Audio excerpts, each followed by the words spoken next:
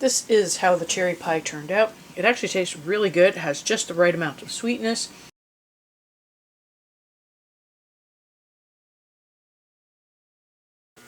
Welcome back. Thank you so much for joining me. It's cherry season. If you're new here, I'm Kathryn, the Aerogarden Homesteader, and today I am making a cherry pie.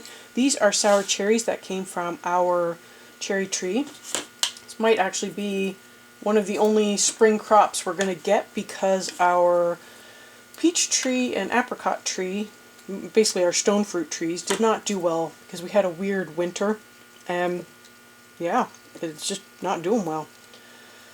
So I am going to get these all pitted up and ready to go.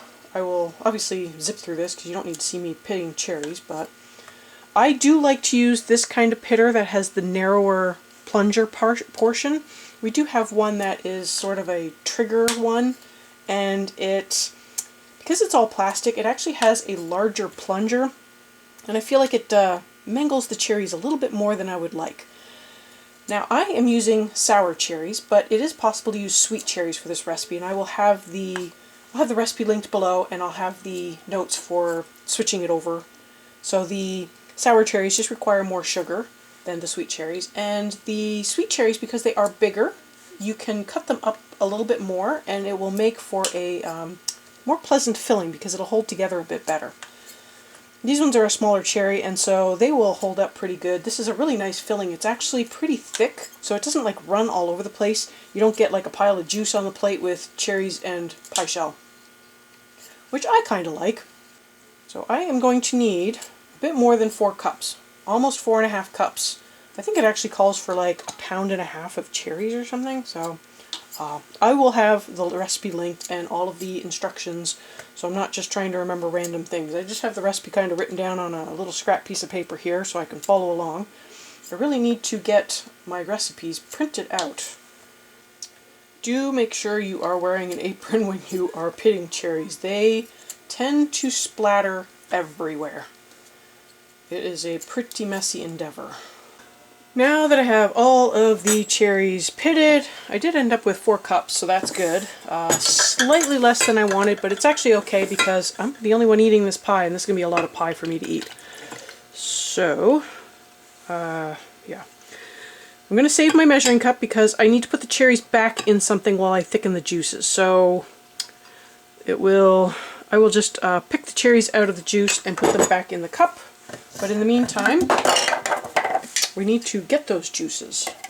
Also, in the meantime, I have been thawing my pie shell, my pie crust. It was in the freezer last night. I took it out, and right now I am warming it up to something slightly less than room temperature, just so that it will roll somewhat easily without being too warm. So I need 1 cup of sugar.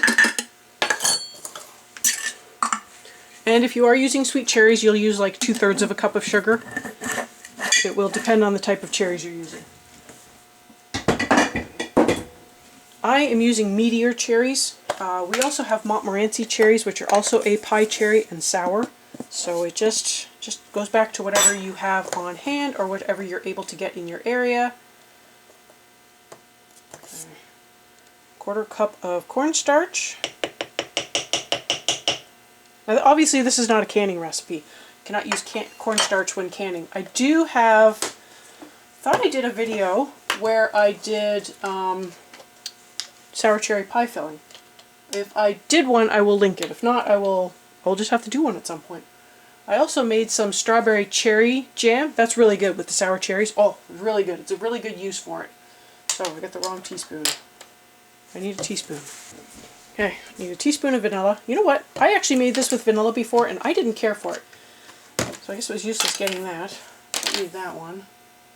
But definitely almond extract. It calls for 1/4 teaspoon of almond extract. That was really good. There you go. Generous 1/4 teaspoon. And then I need a tablespoon of lemon juice. Again, obviously this is not a canning recipe, so if you have fresh lemon juice and you want to have that bright flavor from the fresh juice, go ahead. I don't have any on me right now, so I am just using the bottled stuff. I don't think it needs a ton of lemon juice, honestly, because these cherries are pretty sour, and lemon juice is just going to make it sour as well, so your mileage may vary. But at least the sugar and the sugar is important for drying out the liquids, and the cornstarch is important for the thickening power. I would suggest mixing the solids, or the powders together first, then add the cherries. Okay, let's see. Maybe I just need a bigger mixing bowl. Okay. Now this needs to sit for either as long as it takes you to roll out your shell, or up to 24 hours. But it should sit in the fridge if you're going to let it sit for more than just a few minutes, just so it doesn't go bad. Okay, there we go. That is better. So I am going to let this sit probably for about a half hour or so, because I do want it to generate the juice so that I have plenty of juice to thicken.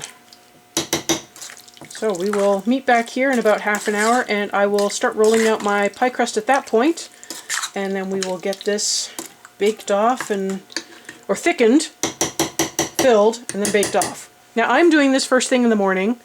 I will be baking this later this afternoon, just because I want to bake it outside, and I need to wait for the sun to come over the house so that my whatever I bake it in isn't sitting in full sun. I don't want my electronic devices or whatever to get fried by the sun. So that is how I schedule my things. It's like 9 in the morning, 10 o'clock. So this will sit for, it'll sit for about half an hour. I'll thicken it, fill the pie shell with it, and then I let the pie sit in the fridge until about 1 o'clock or 2 o'clock when the sun comes over. So that's how I normally do my pies, where I let them sit in the fridge so that the crust can re-chill and firm up again. And it works out really nicely for me. Now that this has had about half an hour to sit, I am going to basically strain out the cherries and save the juice in the pot so I can thicken the juice. Now I'll just get what I can. I'm not going to try to get every scrap of juice, because it will eventually thicken in the pie plate as well while it's baking. So I just need to get enough out to create a thick sauce. There we go. Now I'm going to take my cherry flavored gack and I'm going to thicken it. I am going to put in a small pinch of salt, because salt does help enhance sweetness, and I would like this to taste nice and sweet, especially since I am using sour cherries. I want this to boil for about 3 to 4 minutes so it can thicken up to the right consistency.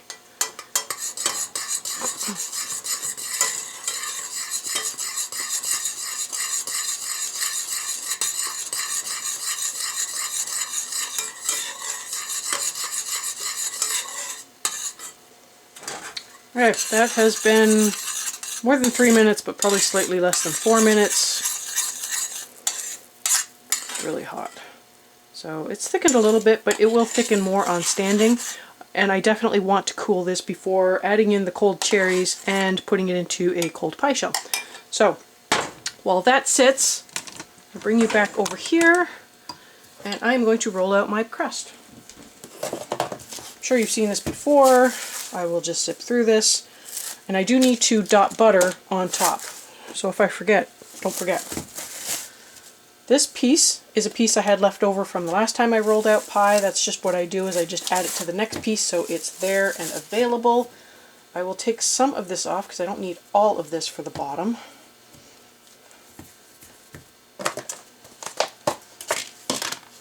And flour it up and away we go.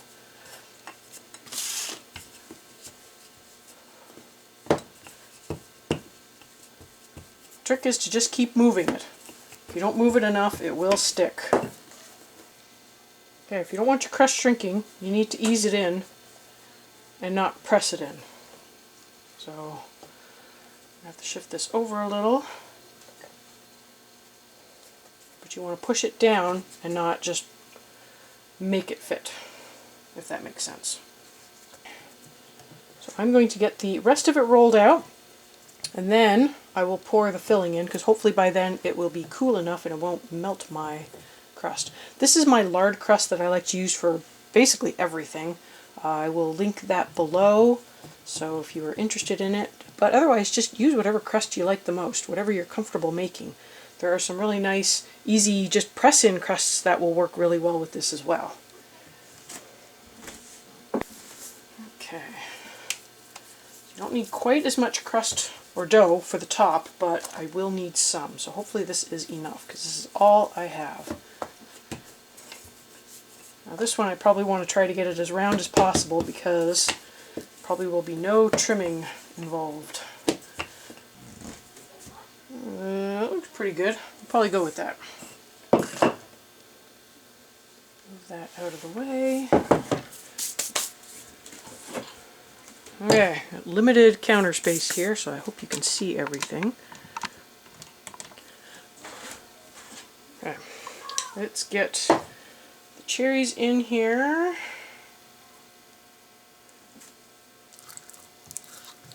Okay, that should be hopefully enough to cool it off, and it won't melt my crust.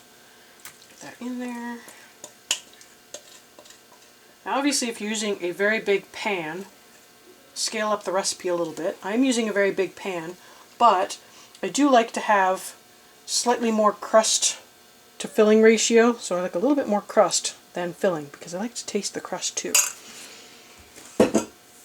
So this will work out nicely. And then, only because I left the butter out did I remember to put some in, but I need to dot about a tablespoon of butter on top. Now obviously you can be exact if you want and cut off a tablespoon, but I'm just going to chip a little bit of butter off this block and just kind of dot it on top wherever it may fall. Obviously cold butter is easier to chip than a room temperature butter. Get the crust. I'm going to wet around just a little bit. Put just a little bit of water in my measuring cup here. This will just help it stick slightly better than it would normally, especially since it's covered with a little bit of flour. So this is just a safety feature to prevent bubble out, which is, let's be honest, will happen anyways. Alright, let's get this on. Just going to tuck over any extra and then crimp the edges. If you really want, you could do a lattice, or if you have one of those cool cutters that will cut up the top for you and make little holes in it, but this is how I do it. I don't need anything that fancy. I'm the only one eating it. My family does not like pie. Can you imagine that? I think eventually one of these days my kids will figure it out and they'll be like, why didn't you give this to me before? So this will go in the fridge, covered, and then when I take it out to put it in the oven, I will just be using like a turkey roaster or a, a toaster oven outside on my deck. I will slit holes in it at that point. So I normally just make 4 little slits around the sides. I will also put a crust cover on it, and that will prevent the crust from getting too dark while it's cooking. So I just reuse my not very sticky saran wrap, and this will just go in the fridge for probably about 2 hours, and then I will bake it off. So I will put baking instructions up on the screen of what I ended up doing, because I think last time I tried it at the 375 and then turning it down, oh no, 400 and then turning it down to 375, and I didn't care for the way it turned out. Normally I just put mine on for 375 or 400 and I just leave it that way the whole time. So I might try something slightly different this time. I might just put it on for 375 the whole time and just go with that. But I will put instructions on the screen to let you know what I did. It will also be in the recipe linked below. A few moments later. This is how the pie turned out. It turned out really nice. Some of the stuff on the side was just from in the pie plate. It leaked out a little bit after I cut it while it was warm. But this is how it looks when it's now refrigerated and cold. The pie is not leaking out, none of the filling, the cherries are staying in place except for the one that was in the pie plate. This turned out really good. I have made this twice so far, and the first time I made it I did use the vanilla, and I found that the vanilla was a little on the distracting side. I prefer it without the vanilla. Now that's personal preference, so obviously if you like vanilla in your cherry pie filling, go right ahead. But I'm going to put it in the recipe as optional because I felt like it tasted a little bit better without. Your mileage may vary. I hope you found this video useful. Thank you so much for joining me today. I'll have some videos up at the end that you might enjoy, and I'll have the recipe linked below. And I will see you next time on the Aerogarden Homestead.